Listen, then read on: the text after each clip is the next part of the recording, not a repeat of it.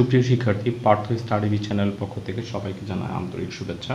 এই পর্যায়ে আমরা সপ্তম শ্রেণীর অনুপাত এবং সমানুপাত অধ্যায়ের 3 নম্বর অঙ্ক সমাধান নিয়ে তোমাদের মাঝে হাজির হয়েছে। চলো দেরি না করে আমরা দেখি।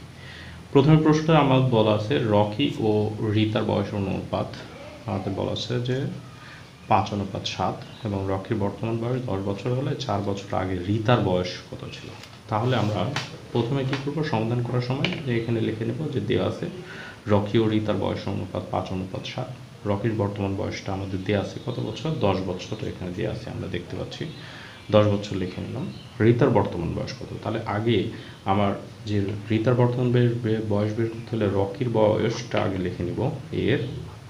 আমি এর আগের ভিডিওতেও বলেছি যে যার বয়স আমরা বের করব সেই অনুপাতের সংখ্যাটা আমরা উপরে লিখব। তো আমরা রিতার বয়স বের করব, তাই 7টাকে ওপরে লিখব, আর যে অনুপাতটা থাকবে সেটা নিচে।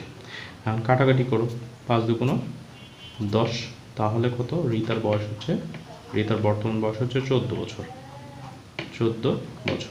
তাহলে 4 বছর আগে রিতার বয়স অবশ্যই কম ছিল, তাহলে 4 বছর আগে রিতার বয়স কত ছিল, রিতার বয়স হচ্ছে 14-4 বছর। তাহলে আমাদের উত্তর কত, 4 বছর আগে রিতার বয়স ছিল 10 বছর। সুপ্রিয় শিক্ষার্থী, ভিডিওটি ভালো লাগলে অবশ্যই ভিডিওটিতে লাইক দিয়ে তোমার বন্ধুদের মাঝে শেয়ার করো।